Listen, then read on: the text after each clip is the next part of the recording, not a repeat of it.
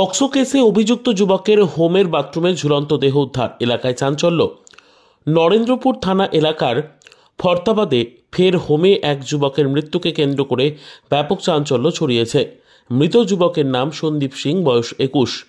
এই ঘটনার নতুন করে হোমের নিরাপত্তা ব্যবস্থা এবং কার্যপদ্ধতি নিয়ে প্রশ্ন তুলে দিয়েছে। স্থানীয় সূত্রে জানা গিয়েছে, নরেন্দ্রপুরের রাজপুর সোনারপুর পুরসভার 28 নম্বর ওয়ার্ডের ফরতাবাদ এলাকায় আরোগ্য নিকেতন নামে একটি হোম বিগত 3 মাস ধরে এই বাড়িতে চালু রয়েছে।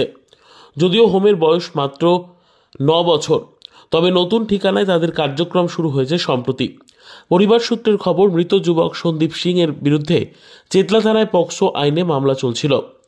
পাশাপাশি অতিরিক্ত গাঁজা সেবনের অভিযোগ থাকায় গত বছরের 9 ডিসেম্বর থেকে তাকে এই হোমে রাখা হয়েছিল। পরিবারের দাবি, সন্তুর বাবা জানিয়েছিলেন যে 5ই এপ্রিল ছেলেকে বাড়ি নিয়ে যাবেন, তবে 6ই এপ্রিল পর্যন্ত পরিবারের সঙ্গে কোনো যোগাযোগ হয়নি। এরপরই ভোররাতে বাথরুমের মধ্যে গলায় গামছা দিয়ে আত্মঘাতী হয় সে।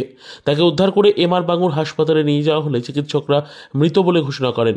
ঘটনার তদন্ত শুরু করেছে নরেন্দ্রপুর থানার পুলিশ। এই ঘটনায় ক্ষোভ প্রকাশ করেছেন রাজপুর সোনারপুর পুরসভার 28 নম্বর ওয়ার্ডের পৌরপিতা গোপাল দাস। তিনি জানিয়েছেন, তার ওয়ার্ডের মধ্যে এই ধরনের হোম চালানোর বিষয়টি তিনি জানতেন না।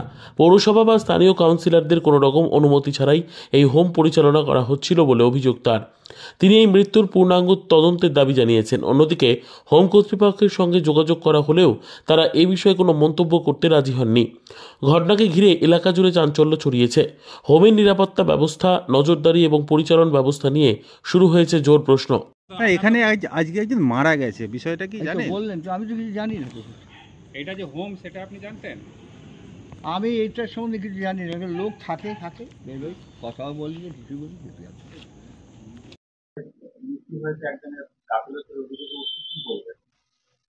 দেখুন, আমার ওয়ার্ডে রিহ্যাব সেন্টারটা কবে হয়েছে, কিভাবে হয়েছে, আমার কাছে কোনো খবর নেই। কেননা পৌরসভা থেকে কোনো পারমিশন সম্ভবত লাগে না, আর আমাদের কাছে কোনোদিন যায়ও না রিহ্যাব সেন্টার করার জন্য। আজকেই আমি শুনলাম যে ওখানে একটা রিহ্যাব সেন্টার চলছে। কারোর একটা বাড়ি ছিল, বাড়িটা বিক্রি হয়েছে কিনা তাও জানি না। বাড়ির সামনে কোনো সাইনবোর্ডও নেই। তাদের কোনো আইনত কোনো কাগজপত্র লাগে কিনা আমার জানা নেই। সুতরাং কাউন্সিলরের পক্ষে জানা সম্ভব নয় যে কার বাড়িতে কি হচ্ছে।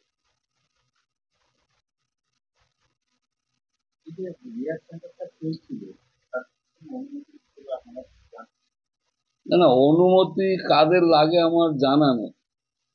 হঠাৎ একটা রিহ্যাব সেন্টার হয়ে গেল, আমার ওয়ার্ডে আরো একটা রিহ্যাব সেন্টার চলছে।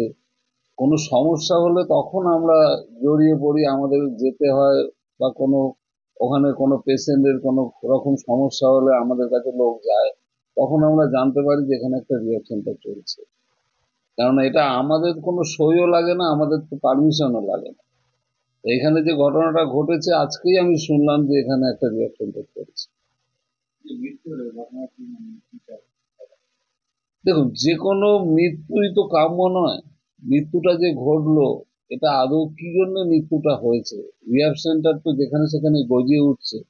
এরা ব্যবসার তাগিদে কোনো রকম অত্যাচার করে মারছে, বা রিহ্যাব সেন্টার ঠিক মতন চালাচ্ছে কি চালাচ্ছে না। হঠাৎ একটা ছেলে মারা গেল, সেই মারা যাওয়ার পেছনে আমার মনে হয় তদন্ত হওয়া উচিত।